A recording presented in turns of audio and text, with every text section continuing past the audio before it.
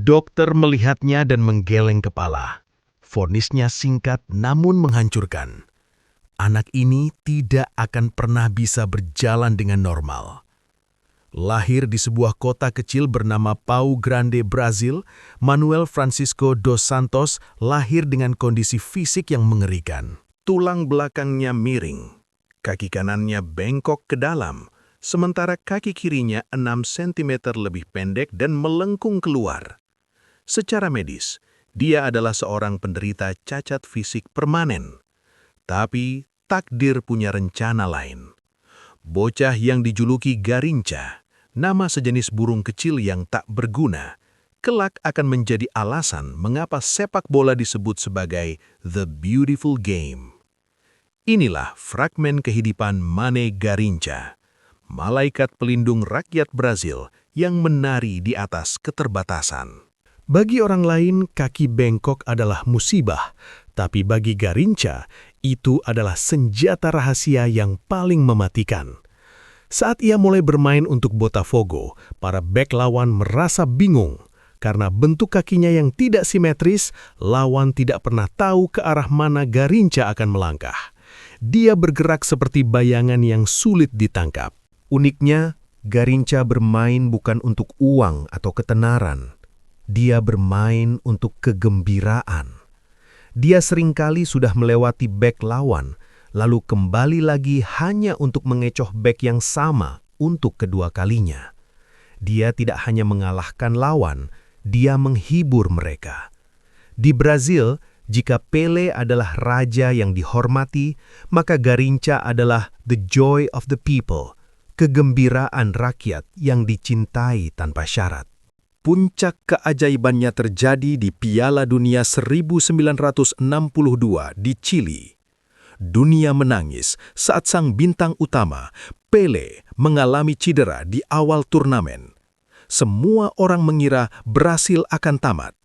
Namun di sanalah Garincha mengambil tongkat komando.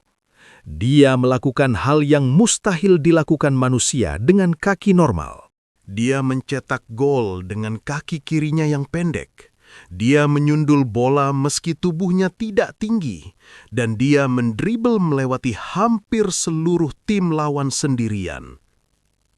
Koran-koran di Chili menulis judul berita utama, Garincha berasal dari planet mana? Dia membawa Brazil juara dunia untuk kedua kalinya secara beruntun. Di momen itu, dunia sadar, keindahan sepak bola tidak butuh fisik yang sempurna. Ia hanya butuh jiwa yang bebas. Namun, setiap fragmen indah selalu punya sisi gelap. Garincha tidak pernah bisa mengelola ketenarannya. Dia terjebak dalam kecanduan alkohol yang parah dan depresi. Dia menghabiskan seluruh hartanya dan berakhir di jalanan yang sunyi. Pria yang dulu membuat jutaan orang tertawa di stadion terbesar di dunia, kini menangis sendirian di sebuah rumah sakit jiwa. Pada tahun 1983, di usia 49 tahun, si burung kecil itu akhirnya berhenti mengepakkan sayapnya. Dia meninggal dalam kemiskinan dan kesepian. Namun, ribuan orang turun ke jalan di Rio de Janeiro untuk mengantarnya ke liang lahat. Mereka tidak melepas seorang pemain bola. Mereka melepas sahabat terbaik mereka. Garincha meninggalkan warisan yang lebih besar dari trofi manapun. Dia membuktikan bahwa kekurangan fisik bukanlah penghalang untuk menjadi yang terbaik. Jika Anda hari ini merasa tidak cukup baik, merasa memiliki kekurangan atau merasa dunia tidak adil, ingatlah Mané Garincha.